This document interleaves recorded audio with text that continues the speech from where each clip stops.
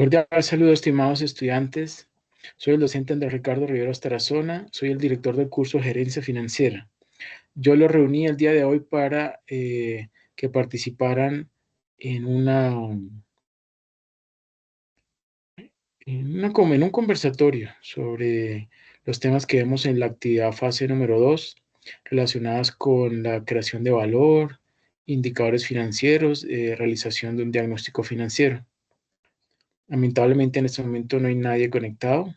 Sin embargo, pues yo voy a leer las diapositivas que había preparado para ustedes.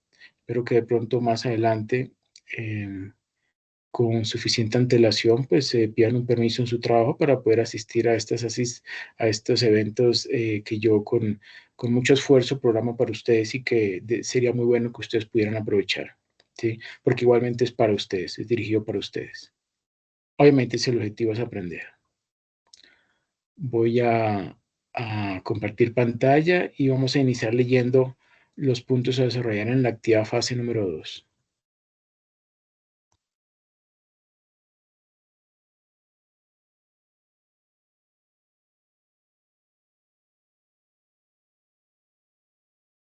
Aquí tenemos entonces la guía de actividades, fase número 2, se denomina definición del problema del caso de estudio. Este curso es gerencia financiera, el código del curso es 10-210-6859. Este tipo de actividad es independiente, pertenece al momento de evaluación intermedio, tiene un puntaje de 100. Pero en esta no es la guía actual, este es el del periodo pasado.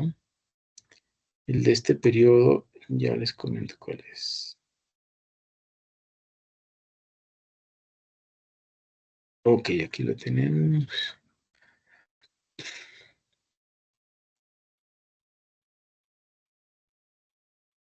No, tengo que volverla a descargar, qué pena con ustedes. Aquí lo tenemos. Este es. Y permítame un momento, lo volvemos a guardar acá.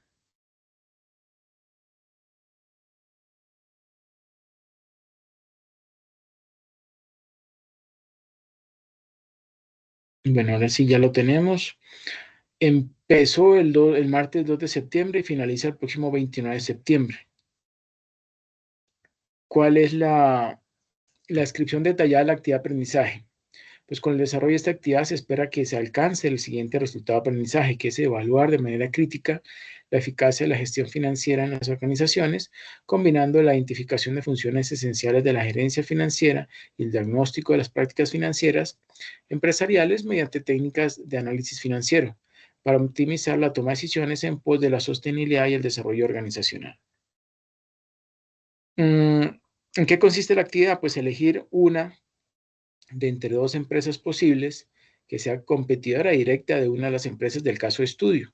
Entonces, ustedes cogen o seleccionan una empresa que puede ser Disney, Netflix, Comcast, Almacenes Éxito, Walmart, Tesla, Copetrol. Algunas de esas empresas las seleccionan, el grupo lo selecciona como caso de estudio, pero luego ustedes van a encontrar competidores directos, ¿sí? Dos competidores directos significa que, que hacen parte de ese mismo sector económico, ¿sí? O que cumplen la misma actividad económica. ¿Mm? Con esas dos empresas o con esas tres empresas, los dos competidores directos y la empresa, el caso estudio, van a calcular el valor empresarial sobre EBITDA. ¿Mm? Ahí con mucho detalle dice cómo calcular, en esta guía, ¿no? Dice cómo calcular el valor empresarial. EBITDA es Earnings Before Interest, Taxes, Depreciations and Amortizations, es decir, es la generación bruta de caja, o sea, lo que genera realmente la operación de la empresa. Ese es el EBITDA.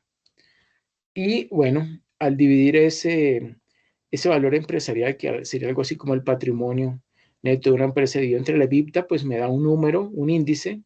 Ese número índice yo voy a buscar, o voy a seleccionar más bien, una de las dos empresas caso de estudio, perdón, una de las empresas competidoras que tenga un resultado de índice más similar al de la empresa del caso de estudio. Significa que son más cercanas o más parecidos su índice pues, de valor empresarial sobre EBITDA. Es decir, que son, podríamos decir, mejor comparables. ¿Okay?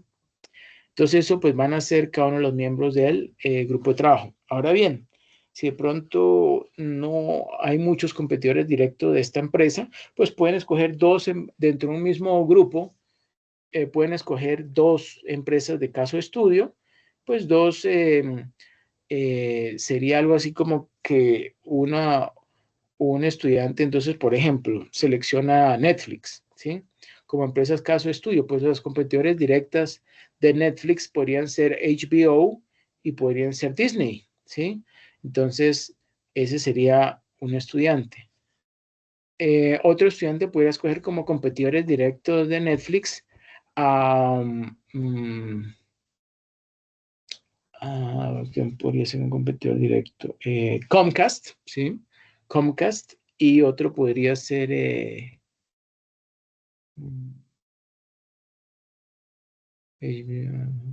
Amazon Prime, ¿sí? Amazon Prime. Entonces ahí tendrían dos competidores directos de la misma empresa Netflix, ¿sí? Pero ahí entonces, ¿qué pasa? Que ahí hay dos estudiantes que ya escogieron una empresa caso de estudio, ¿sí? Los otros dos estudiantes podrían, si quieren, escoger como caso de estudio ya no a Netflix, sino a Almacenes Éxito, ¿sí? Escogen como competidor, como empresa de caso de estudio, y luego cada uno de los demás miembros del grupo, ¿sí? Van a escoger entonces dos competidores de Almacenes Éxito.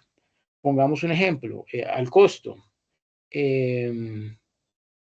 Otro podría ser Olímpica, Grupo Olímpica.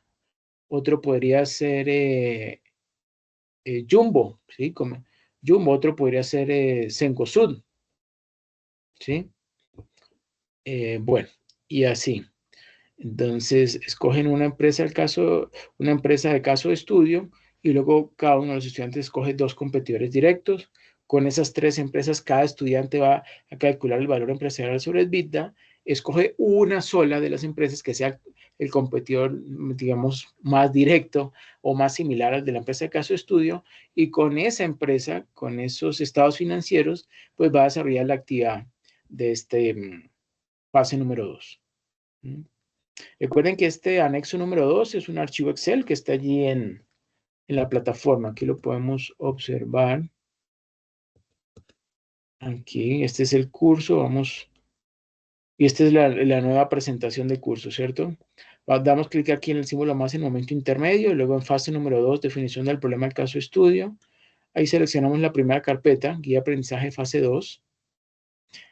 Y ahí vemos entonces el archivo Excel, que es este que está aquí, que estoy seleccionando, que se llama anexo 2, Company, Financials, Disney, Netflix, Comcast, Almacenes Éxito, Walmart, Tesla, Ecopetrol. Tan pronto le dan clic, pues aquí se explica una ventana con el archivo Excel, y ahí van a encontrar entonces los estados financieros. Y esto fue obtenido a través de EMIS. ¿Sí? ¿Tenemos cuántos años? 1, 2, 3, 5 años. Okay.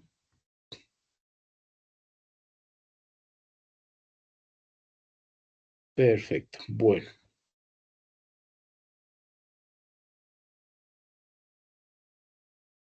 Vamos a seguir leyendo la guía de actividades.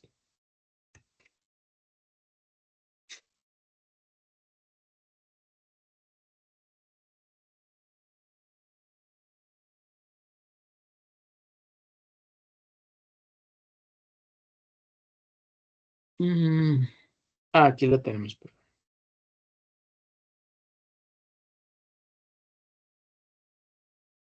Dice, para el desarrollo de esta actividad debe seguir los siguientes pasos. Primer paso, paso 1.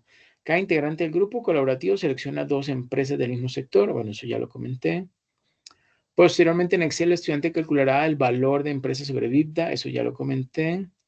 Paso número 2. Analizará las cuentas que aparecen en el estado de resultados integrales, ERI, o estado de resultados, ERE. Estado de situación financiera, ESF. Estado de flujos de efectivo, EFE.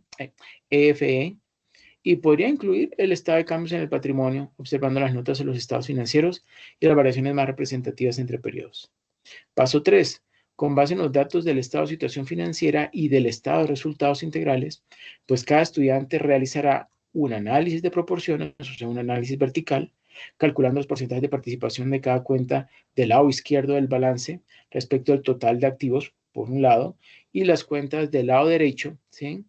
Estamos hablando de que fuera organizado, pues, el estado de situación financiera a la izquierda los activos y a mano derecha pasivos y patrimonio, ¿sí? Que son las fuentes de financiamiento de esos activos.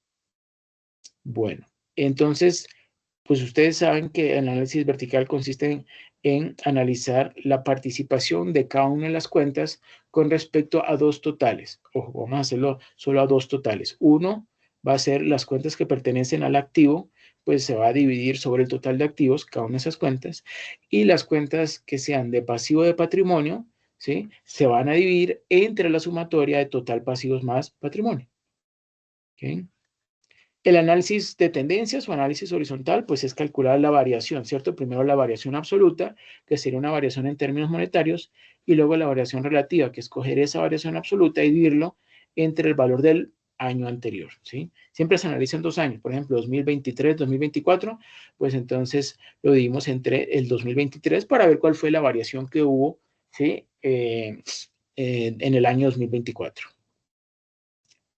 El cálculo e interpretación financiera, los siguientes indicadores de eficiencia o productividad. Van a calcular e interpretar financieramente el margen neto, la rotación de activos, el apalancamiento financiero o multiplicador de capital. Y al realizar la multiplicación de esos 3 indicadores, pues, ¿qué va a pasar? Van a conseguir como resultado el ROE, el rendimiento sobre el patrimonio. Pero resulta que el análisis ustedes lo tienen que hacer en forma individual para conocer qué, para determinar las causas del incremento o de disminución en la eficiencia o productividad de la empresa durante, pues, los años de estudio. Recuerden que deben utilizar como mínimo 3 años.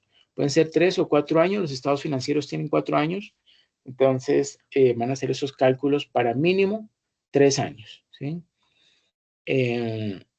Y bueno, ahí está mostrado donde dice sistema DuPont, los cálculos de cada uno de sus indicadores. Margen neto, pues es la división entre utilidad neta y ventas netas. Rotación de activos es la división entre ventas totales y activos totales. Y el apalancamiento financiero o multiplicador de capital, pues es la división entre activos totales y patrimonio total. Bueno, paso número 4. Considerando los resultados de los anteriores ratios, determinará si se trata de una empresa de margen o de rotación. Es decir, si la mayoría de los recursos que obtiene la empresa ha sido gracias a la ganancia que obtiene por una alta rotación, ¿sí? De una gran cantidad de productos, ¿sí?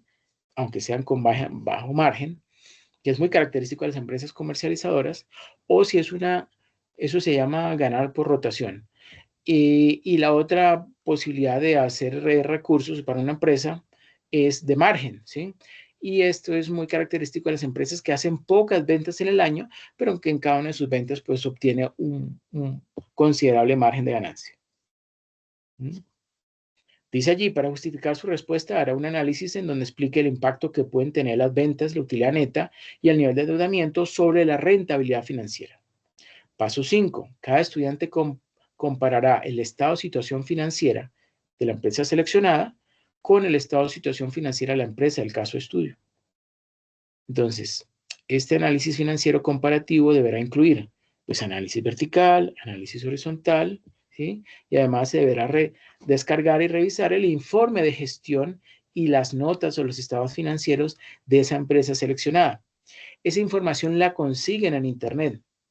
En inglés, pues las empresas multinacionales, Netflix, Comcast, de los automóviles, Tesla, ¿sí? Etcétera.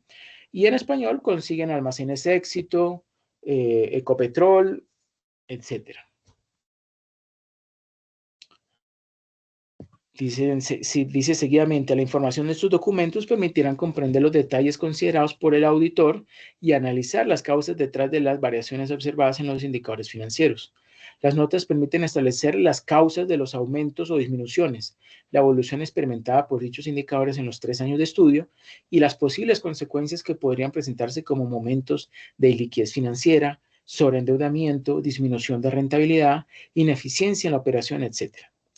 Cada estudiante debe calcular e interpretar financieramente la evolución, las posibles causas y consecuencias de dos razones financieras de gestión.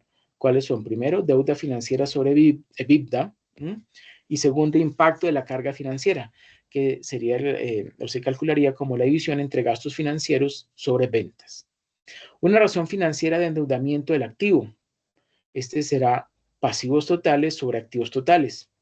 Y una razón financiera de calidad del endeudamiento. Este será calculado como pasivo total sobre patrimonio neto. Este análisis pues, permite identificar cuál de las dos empresas es más eficiente y rentable. Tercero, indicaciones para el desarrollo y entrega de las evidencias de aprendizaje. Dice allí, las evidencias de aprendizaje son las acciones, productos o procesos observables que se realizan y entregan para manifestar las capacidades, habilidades, aptitudes y actitudes adquiridas y que a su vez servirán al docente para verificar y evaluar su desempeño. Entonces, pues les comento que yo compartí el día de hoy, tanto en el correo electrónico interno del curso, como en foro y noticias del curso, noticias del curso, unos documentos de apoyo que explican muy bien cómo realizar un diagnóstico financiero. Vamos a observarlo, pues en este momento voy a ir aquí al curso. Ustedes pues tienen que seguir tal cual estos pasos que yo estoy haciendo. Aquí en esta sección que dice Noticias y Foro General, van a darle clic a la opción que dice Noticias y Foro General del curso, y allí van a seleccionar un enlace que dice Noticias del curso y Foro General del curso. Vamos a bajar, vamos a ir hasta el final. Bueno, ahorita no lo publicaba aquí, pero bueno, yo se los envié el día de hoy. Vamos a ir al correo electrónico, ¿sí? Allí donde dice, bueno, usted dice bandeja de entrada, yo como fui quien lo envié, pues está en enviados. Hoy envié un mensaje electrónico que dice documentos de apoyo para desarrollar actividad fase 2, ¿sí? Es esta que ustedes están viendo allí, dice, pues tiene como asunto documentos de apoyo para desarrollar actividad fase 2, gerencia financiera, enviado hoy, 8 de septiembre, y dice dentro del mensaje, cordial saludo estimados maestrantes, comparto documentos de apoyo para desarrollar diagnóstico financiero correspondiente a la actividad fase 2. Si le damos clic pues yo les recomiendo que le den primero clic al enlace que dice material de apoyo análisis financiero paso 2. Voy a abrirlo porque ustedes lo vean, lo tenemos allí. Es el capítulo 4, actividades para el cálculo del análisis financiero. Este es un extracto del libro de Diego Baena, que se denomina Análisis Financiero, Enfoque y Proyecciones. Entonces, para que por favor ustedes lo lean con bastante detenimiento, con muchos ejemplos se les está explicando cómo realizar un exitoso diagnóstico financiero. Y da, pues, con cifras y con ejemplos, el cómo redactarlo, ¿sí? De allí, por ejemplo, dice las clases de análisis vertical, interno, externo, importancia del método, beneficios y limitaciones del método, desarrollo del método de análisis vertical, cómo se realiza el análisis vertical, da ahí unas sugerencias, hace unos cálculos, da unos ejemplos, una interpretación, ¿sí? Es bastante completo. Pero, pues también tienen otro punto de vista, que sería este que está acá, análisis financiero aplicado, análisis horizontal y vertical. Este es el capítulo primero del libro que se denomina Visión Global de las Finanzas y el Análisis Financiero, que fue desarrollado por Héctor Ortiz Anaya. Bueno, aquí empieza hablando un poco sobre la función financiera y ahorita ya, bueno, el objetivo financiero, la función financiera y el tamaño del negocio, y aquí ya empieza con el analista financiero, ¿sí? Entonces les recomiendo que empiecen a leer sobre todo esta parte del cuarto capítulo, el analista financiero, ¿sí?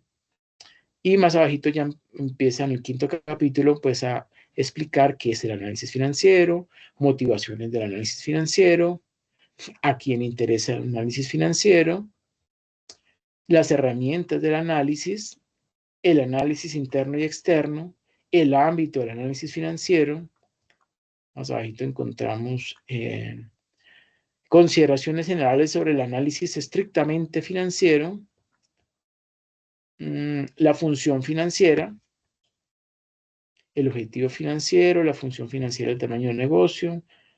Bueno, esto es algo muy similar a lo que ya vimos, pero pues está resumido, un breve cuestionario y más abajito empieza ya lo que es el capítulo 5, análisis vertical y horizontal.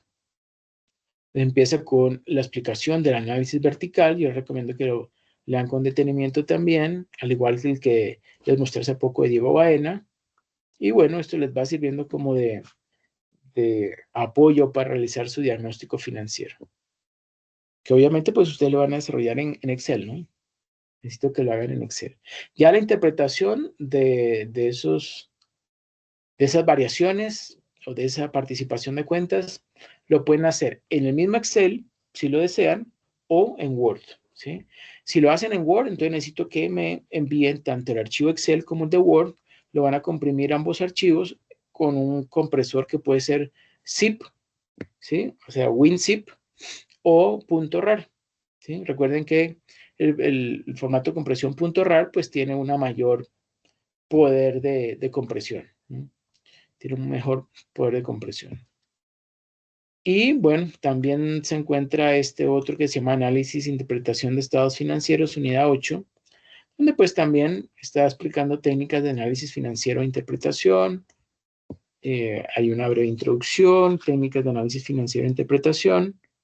Esto serviría mucho como de complemento a los otros dos que ya les había mencionado o les había mostrado. También tienen un ejemplo y un ejemplo de comparabilidad de cifras. ¿Sí? Bueno, excelente. Ahora, bueno, y también está el modelo Dupont. Acuérdense que ustedes tienen que calcular el sistema Dupont. Aquí en este documento, pues explica brevemente en qué consiste este índice, o sea, este sistema Dupont y cómo interpretarlo. ¿Sí? Que es lo que hay que tener en cuenta a la hora de interpretar esos resultados. Es bastante interesante este documento. ¿Sí? Bueno, perfecto. Ahora vamos a ver las diapositivas que les había comentado yo.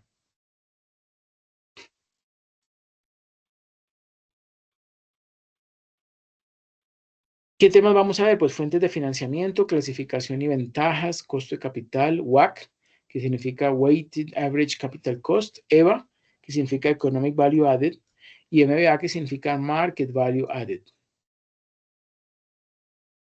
Bueno, ¿cuáles son las fuentes de financiamiento en la empresa? Pues la empresa necesita recursos financieros con los que poder financiar las inversiones necesarias para la realización de su actividad productiva, así como para hacer frente al pago de los gastos corrientes originados por la misma. Una de las principales decisiones que de forma periódica se debe tomar en una empresa, independientemente de su tamaño, tiene que ver con la financiación. La principal disyuntiva que surge es si utilizo financiación propia o ajena. Claro está, cuando se dispone de la primera, que es algo que muchas veces pues no ocurre.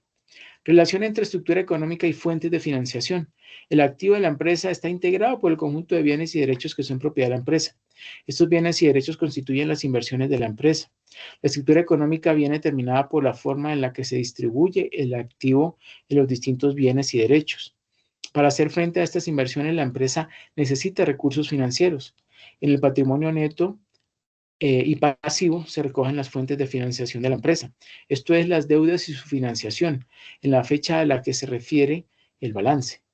La estructura financiera viene determinada por la forma en que se distribuyen las partidas que integran el patrimonio neto y el pasivo. El activo representa lo que tiene la empresa y el activo representa lo que tiene la empresa y el pasivo representa cómo se ha pagado lo que se tiene. Por tanto, es lógico que ambas cantidades pues coincidan. Fuentes de financiación. El análisis de la estructura financiera, patrimonio neto más pasivo, de la empresa, pues permite distinguir entre recursos permanentes y pasivo corriente. Recursos permanentes, pues son los fondos propios y el pasivo no corriente, como por ejemplo las deudas a largo plazo, pues son aquellas fuentes de financiación que se encuentran a disposición de la empresa un periodo largo de tiempo. Pasivo corriente está integrado por las deudas que vienen en un periodo breve de tiempo, como por ejemplo las provisiones y deudas a corto plazo. Correspondencia entre estructura económica y estructura financiera.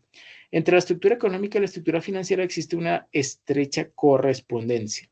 En primer lugar, los importes del patrimonio neto y el pasivo siempre deben coincidir. Pero al margen de esta identidad contable, pues el hecho es que las decisiones de financiación condicionan las de inversión y a su vez son limitadas por ellas. Así, para que una empresa sea viable a largo plazo, pues la rentabilidad de las inversiones debe ser mayor que el costo de su financiación. Además, la forma en que la empresa se financia incide en su rentabilidad y en el riesgo que asume la empresa. Una primera recomendación, dada la estrecha relación existente entre la estructura económica y financiera de la empresa, es que el activo no corriente debe ser financiado con capitales permanentes. ¿Qué es el activo no corriente? Pues el de largo plazo, ¿no? Propiedad, planta y equipo, terrenos, etc. Y solo el activo corriente ha de ser financiado con pasivo corriente, ¿sí? Con deudas a corto plazo. Bueno, vemos allí fuentes de financiación según el plazo, corto y largo plazo, según el origen interno y externo y según la exigibilidad propia o ajena. Y pues allí esas ramificaciones. Clasificación de las fuentes de financiación. Pues las fuentes de financiación de la empresa pueden clasificarse según plazo de evolución, origen o procedencia de la financiación y exigibilidad o titularidad de los fondos obtenidos. Veamos el primer criterio según el plazo de evolución. Las fuentes de financiación pueden clasificarse en función del tiempo que pase hasta que haya que devolverle capital prestado. Desde esta perspectiva, cabe distinguir entre financiación a corto plazo y a largo plazo. Fuentes de financiación a corto plazo, pues son aquellas en las que se cuenta con un plazo igual o superior, un plazo igual o inferior a un año para devolver los fondos obtenidos. Y las fuentes de financiación a largo plazo, pues completamente superiores a un año, ¿no? Son aquellas en las que el plazo de evolución de los fondos obtenidos es superior al año, 2, 3, 4 años. Esto es la financiación básica o recursos permanentes. Dentro de la financiación a largo plazo, cabe distinguir entre el patrimonio neto y el pasivo no corriente. Patrimonio neto son aportaciones de los socios y retención del beneficio en forma de reservas, amortizaciones y provisiones, junto con las subvenciones de capital obtenidas. El pasivo no corriente, o sea, el de largo plazo, son préstamos, empréstitos, leasing, entre otros. Estos son algunos ejemplos, ¿no? Otro criterio, según el origen de la financiación, pues puede ser interna o externa. Según esta clasificación, las fuentes de financiación pueden dividirse en función de si los recursos se han generado en el interior de la empresa o bien han surgido en el exterior de la empresa, aunque finalmente pues hayan llegado a ella. Según este criterio, cabe distinguir entre financiación interna y externa. La financiación interna está constituida por aquellos fondos que provienen de la propia empresa. Ejemplos de financiación interna serían las reservas, las amortizaciones y las provisiones. La financiación externa está constituida por fondos que provienen del exterior de la empresa. Ejemplos de financiación externa serían los préstamos, que son recursos de terceros, pero que nosotros recibimos dichos recursos para ponerlos a producir, los empréstitos o las aportaciones de capital realizadas por los socios. Tercer criterio, según la titularidad de los fondos obtenidos, pues las fuentes de financiación pueden clasificarse según si los medios de financiación pertenecen a los propietarios de la empresa o si pertenecen a personas ajenas a la empresa. Según este criterio, las fuentes de financiación se clasifican en financiación propia y financiación ajena. Financiación propia o no exigible es aquella en la que no hay que devolver los fondos recibidos. Ejemplos de financiación propia serían las aportaciones de los socios, que no se devuelven salvo en caso de evolución, de disolución. En este caso, pues se habla de financiación propia externa. Las reservas, las amortizaciones y las provisiones. En este caso se trata de financiación propia interna, ¿sí? Las provisiones. La financiación ajena, pues es aquella en que el titular de los fondos prestados es ajeno a la empresa y por lo tanto hay que devolvérselos. O sea, de los bancos. Las fuentes propias de financiación y los recursos internos son a largo plazo, mientras que los recursos ajenos pueden ser a corto o largo plazo. Una clasificación de las distintas fuentes de financiación se recoge en esta figura 6 que vemos allí a mano derecha. En ella aparecen distintas fuentes de financiación ordenadas según las distintas clasificaciones, pues que acabamos de ver. Recursos propios o financiación propia. La financiación propia es aquella que, generada por la actividad normal de la empresa, pues tenemos disponible en nuestras cuentas de tesorería o en otros instrumentos financieros generando rentabilidad. Por recursos propios se identifica el capital y las reservas y como tales aparecen en el pasivo del balance. El capital está formado por las aportaciones de los socios al constituirse la sociedad y las sucesivas ampliaciones que del mismo se haga. Las reservas se forman generalmente como consecuencia de la retención de beneficios, los cuales se obtienen del resultado que han proporcionado las operaciones realizadas por la empresa en el desarrollo de su actividad.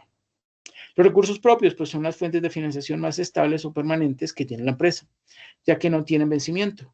Además, son los que soportan un mayor riesgo, puesto que en caso de quiebra, pues los socios son los últimos en percibir el valor que resulta de la liquidación de la empresa. Retomando el concepto de reservas, estas son generadas por las retenciones de beneficios. Al efectuar un análisis de los resultados hay que desglosar convenientemente esta partida, ya que toda ella no puede ser destinada a reservas. En este desglose de los resultados, una parte de ellas tendría que ser destinada al pago de impuestos de Hacienda, otra parte se destinará a retribuir a los propietarios de la empresa en forma de dividendos y el resto para reservas, que se repartirá entre reservas propiamente dichas, legal, estatutaria, voluntaria, etcétera, y amortizaciones técnicas. Dice allí reservas, amortizaciones, hacienda o pagos al fisco, dividendos. La interpretación de esta figura es clara. Es que los cuadrantes de la derecha, o sea, hacienda y dividendos, suponen salidas de recursos financieros de la empresa en forma de pagos dinerarios, mientras que los otros dos cuadrantes, o sea, reservas y amortizaciones, ¿sí?, pues se quedan en la empresa constituyendo la denominada financiación interna o autofinanciación. Bueno, ahí tenemos esas definiciones. Amortizaciones y provisiones, amortizaciones, provisiones. Autofinanciación por enriquecimiento. La autofinanciación por enriquecimiento está formada por beneficios que no se reparten a los propietarios, sino que se retienen en la empresa para la realización de nuevas inversiones y para que la empresa crezca. El balance de esta partida se halla recogida en las cuentas de reservas, legal, estatutaria, voluntaria, especial y remanentes de ejercicios anteriores. Hay que tener presente que los beneficios que una empresa obtiene durante el ejercicio económico no se hayan depositados en la caja de la empresa en forma de dinero, ni tampoco en una cuenta corriente de un banco en espera de si se decide repartirlo o retenerlo. El beneficio se va generando a lo largo de diversos ciclos de explotación y se va materializando en bienes y derechos de diversa índole, respetando el derecho que los propietarios tienen de obtener una rentabilidad del capital que han puesto a disposición de la empresa, la cual dependerá de los beneficios que se repartan. Consideramos que para que la empresa se mantenga en el mercado y pueda crecer es necesario que cuente con recursos procedentes de desarrollo de su actividad. De lo contrario, la empresa se descapitalizará y acabará desapareciendo. Por ello, desde el punto de vista económico-financiero, se considera la autofinanciación, ya sea por enriquecimiento o mantenimiento, pues como una fuente de financiación de carácter permanente, lo que significa que debe formar parte de los capitales permanentes. Ventajas e inconvenientes de la autofinanciación. Ventajas.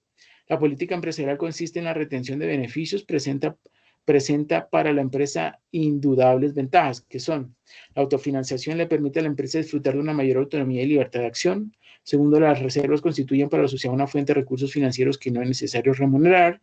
Y tercero, para las empresas pequeñas y medianas constituye prácticamente la única forma de obtener recursos financieros a largo plazo.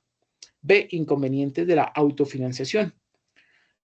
Primero, la autofinanciación, cuando lleve a una acumulación excesiva, es contraria al proceso espíritu de los accionistas. Segundo, la autofinanciación a veces lleva a que se realicen inversiones poco rentables en la empresa. Tercero, la autofinanciación impide a veces que se realicen inversiones rentables. Y cuarto, la autofinanciación, al reducir los dividendos, disminuye la rentabilidad de las acciones y de esta forma el valor de las acciones en bolsa desciende. Bueno, financiación ajena para montar un negocio. Ahí tenemos un ejemplo, ¿sí? Tenemos financiación externa. La financiación externa de una empresa son los medios con los que cuenta esta para hacer frente a sus compromisos de pago o para realizar inversiones productivas para un mayor crecimiento del negocio de forma sostenida en el tiempo. La financiación externa está formada por aquellos recursos financieros que la empresa obtiene del exterior. La financiación interna o autofinanciación resulta normalmente insuficiente para satisfacer las necesidades financieras de la empresa. Y esta tiene que acudir a la llamada financiación externa.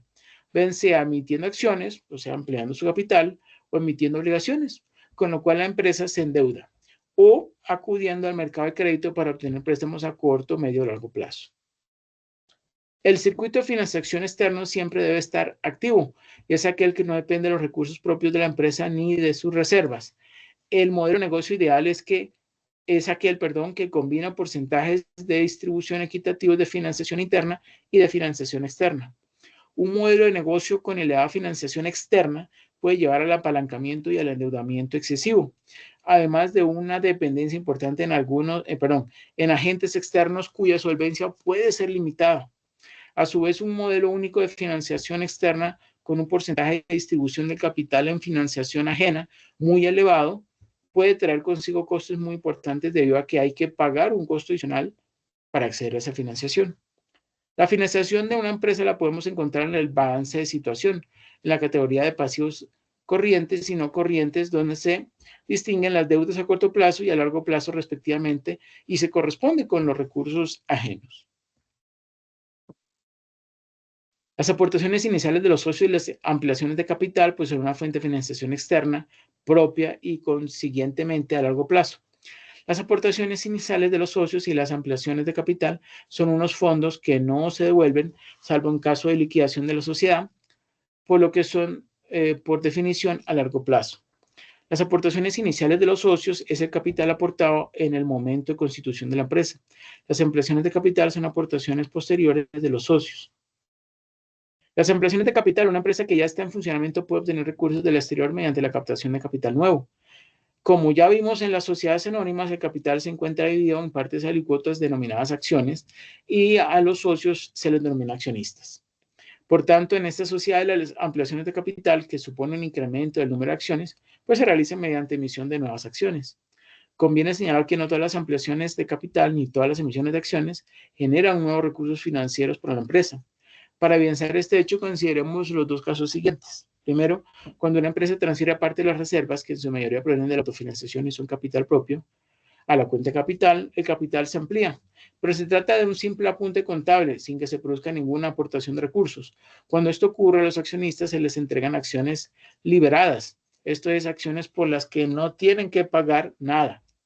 Segundo, si a los acreedores de la empresa se les ofrece la posibilidad de cambiar la deuda por una participación accionaria, en este caso se emiten nuevas acciones, pero tampoco se produce una nueva aportación de recursos financieros. Ampliaciones de capital por nuevas aportaciones de recursos.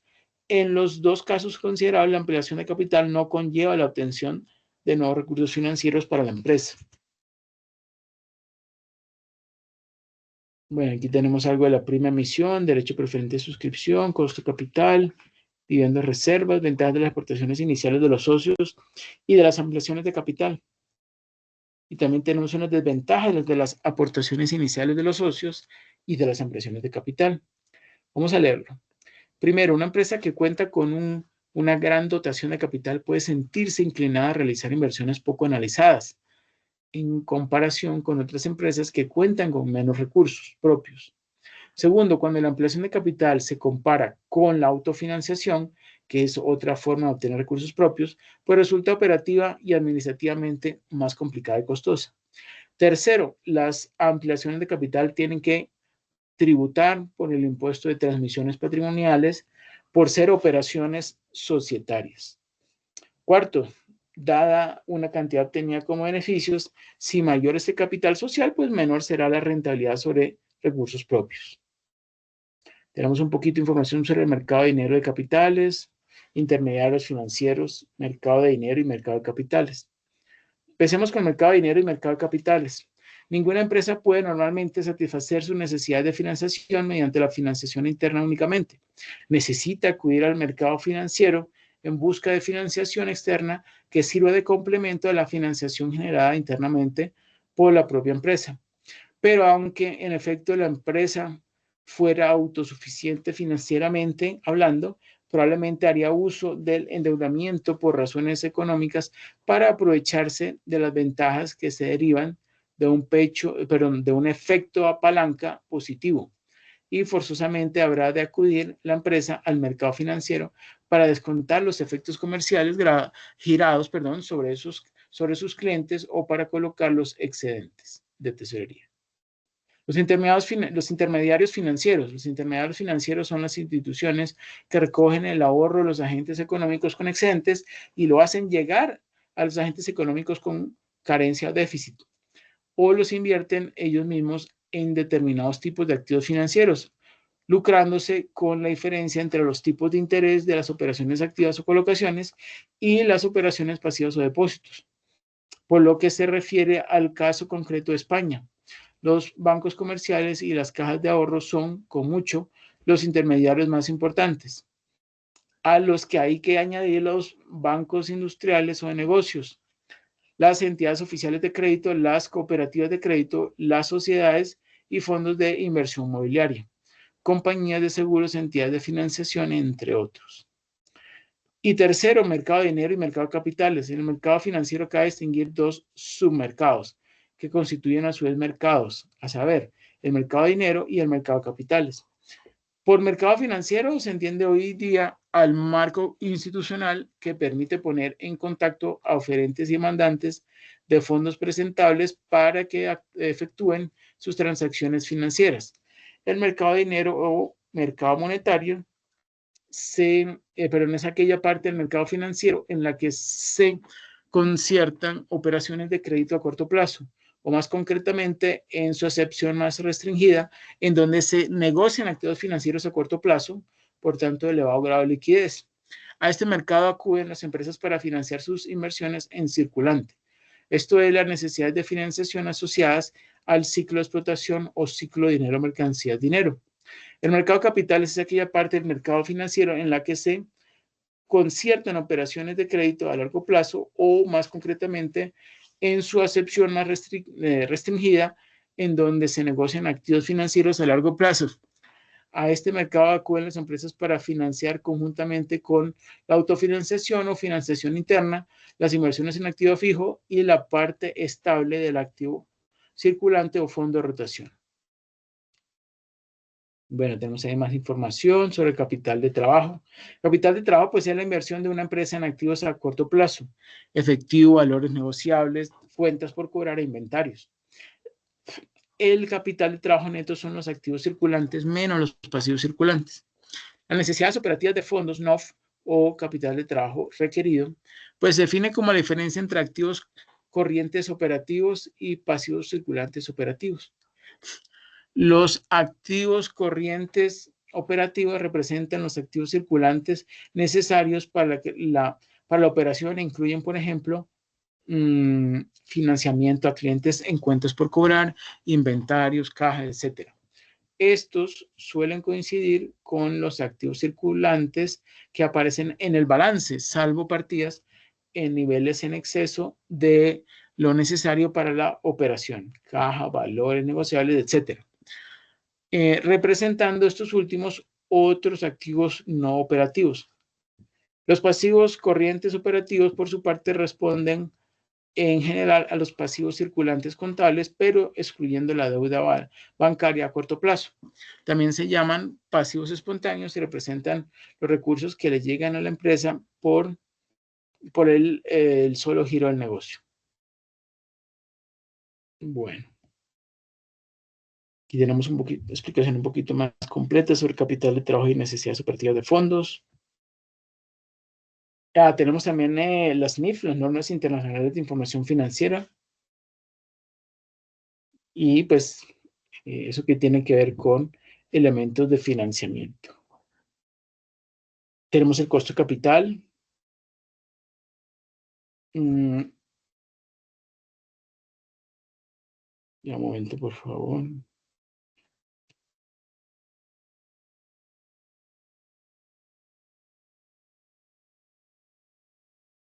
Bueno, el costo de capital. El director de una empresa, que es la persona que corre con la responsabilidad de escoger entre los posibles proyectos de inversión aquellos que sean los más rentables para sus propietarios, necesitará un punto de referencia similar al comentado en los párrafos precedentes, con el objeto de obtener una rentabilidad mínima a conseguir. Este punto de referencia, es decir, esa mínima tasa de rendimiento requerida por la empresa, recibe el nombre de costo de capital o costo de oportunidad de capital. Este indica aquella mínima tasa de rendimiento que permite a la empresa hacer frente al costo de los recursos financieros necesarios para acometer la inversión. Pues de otra forma nadie estará dispuesto a suscribir sus obligaciones o sus acciones. En consecuencia de la tasa de de rendimiento interno que una empresa deberá pagar a los inversores para incitarles a arriesgar, su dinero en la compra de los últimos emitidos por ella, acciones ordinarias, acciones preferentes, obligaciones, préstamos. Dicho de otra forma, es la mínima tasa de rentabilidad a la que deberá remunerar a las diversas fuentes financieras que acomoden su pasivo, con objeto de mantener sus inversiones satisfechos, evitando al mismo tiempo que descienda el valor de mercado de sus acciones. Es por ello por lo que dicha tasa será a su vez el tope mínimo de rentabilidad que la compañía debería exigir a sus inversionistas.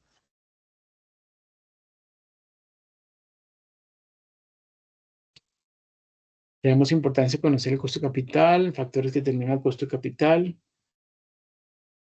Perfecto.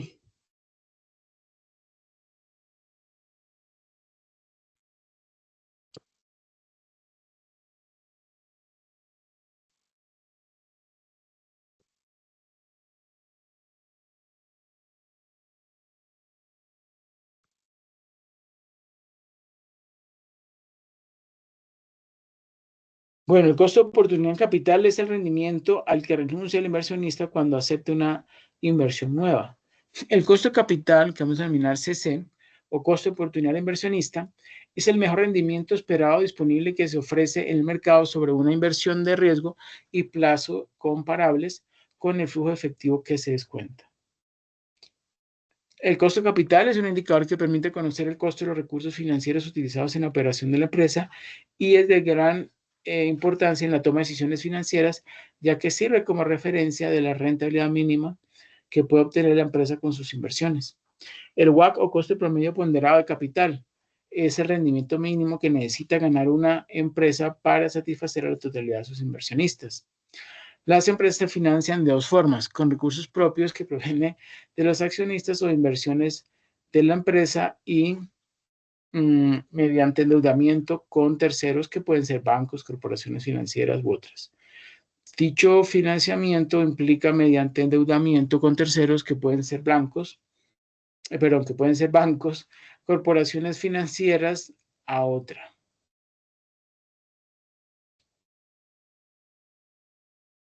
Bueno. El WACC o costo de promedio ponderado capital, CPPC, ¿sí? Es el rendimiento mínimo que necesita ganar una empresa para satisfacer a la totalidad de sus inversionistas. Las empresas se financian de dos formas, con recursos propios que provienen de los accionistas o inversionistas de la empresa y mediante endeudamiento con terceros que pueden ser bancos, corporaciones financieras u otras. Bancos, perdón. Dicho financiamiento implica mediante endeudamiento con terceros que pueden ser bancos, corporaciones financieras u otras. Dicho financiamiento implica la devolución del capital recibido más una remuneración causada por la utilización de dichos recursos. Este costo se materializa en forma de una tasa de interés que corresponde a la suma ponderada de dos fuentes, equity y deuda. Bueno, ahí tenemos más bajito la denominación de ese capital contable, cálculo, esa es la fórmula de cálculo que dice que WACC o costo promedio ponderado capital va a ser igual al costo del equity multiplicado por enterprise value sobre el patrimonio neto, más K0, ¿sí? K0 vemos allí que es el costo de la deuda, multiplicado por D sobre M, o D sobre B, y eso multiplicado por el escopo fiscal, que es 1 menos el 7%. Tenemos un ejemplo de cálculo del WACC, ¿sí? O costo promedio ponderado capital.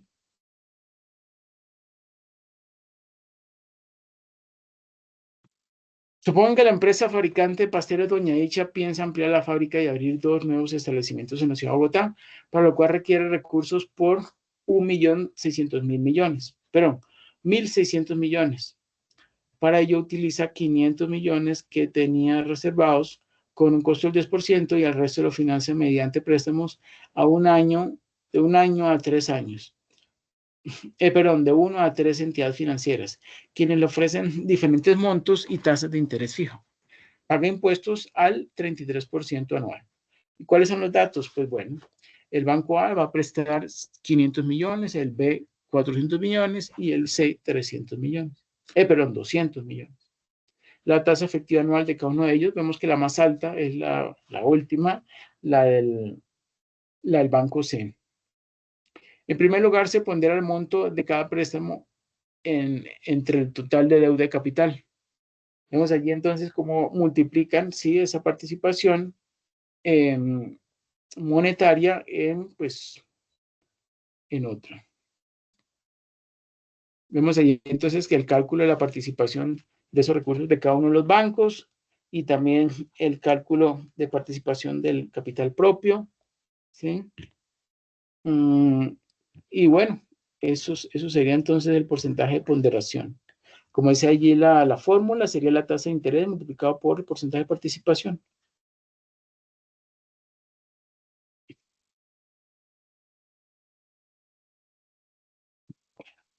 En segundo lugar, se calcula el costo de la deuda y se multiplica por 1 menos la tasa de impuestos para hallar el costo de la deuda después de impuestos.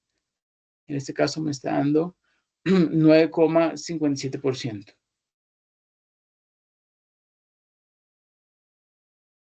Esto dio como resultado, perdón, que el costo de promedio ponderal capital es igual, perdón, a 7,533%.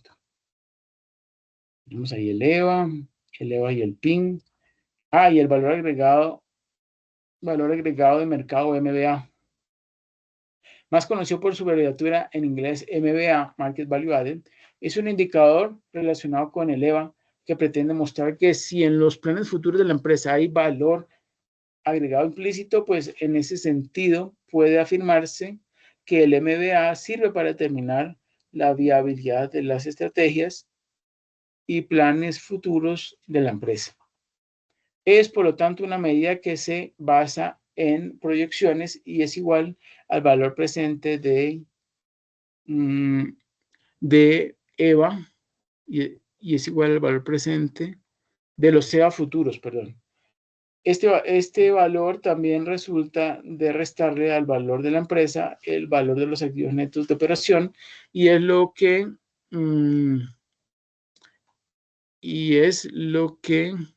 EVA del mismo. Son valores diferentes. El MBA está afectado por las expectativas futuras de la empresa que el mercado traduce a un valor de la acción, mientras que el EVA es el resultado de restar de las utilidades operativas que son hechos cumplidos el costo de oportunidad de los activos que se utilizaron para producirlas. Suponga la siguiente proyección del flujo de caja libre de una empresa imaginaria para los próximos 6 años sobre el sexto, donde el sexto, perdón, se considera el primero de perpetuidad.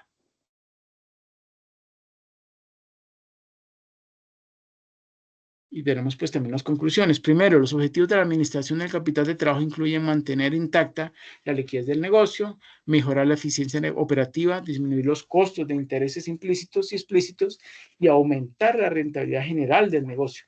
Segundo, pues cualquier empresa que quiera expandir sus niveles de negocio necesitará tener un nivel saludable de capital de trabajo para financiarlos.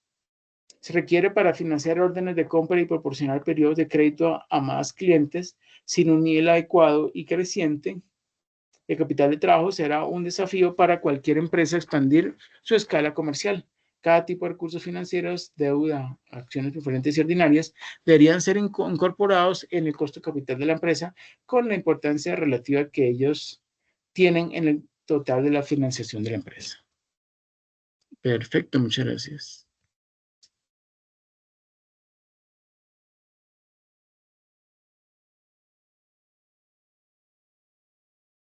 Pues nada, espero entonces haberles colaborado con una breve explicación Ah, qué bueno que varios de ustedes me estaban acompañando callados.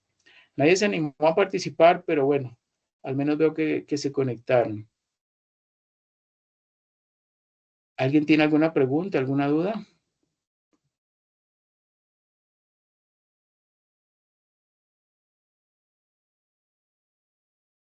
¿Solo se conectaron? No, señor, no tengo ninguna pregunta. ¿Quién habló? Natalia. Ah, mucho gusto, Natalia. ¿Cómo me le va? Bien, sí, señor, gracias. Ah, bueno, excelente. Bueno, pues ahí queda la grabación. Yo había explicado inicialmente la guía de actividades. Entonces, pues ahí en la grabación van a ver esa explicación que hice. Recuerden que yo hago un gran esfuerzo para poder conectarme hasta ahora y pues yo preferiría que ustedes participaran al comiencito, digamos a las 7 de la noche, pues para que puedan escuchar toda la grabación, no tengan que luego ver la grabación, ¿ok? Para un futuro. Hagan un esfuercito y con eso pues pueden todos participar al mismo tiempo y pues, resolver las dudas que tengan, ¿ok? Muchas gracias.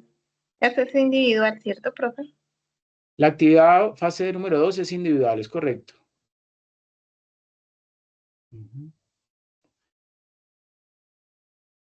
Bueno, que pasen todos una feliz noche.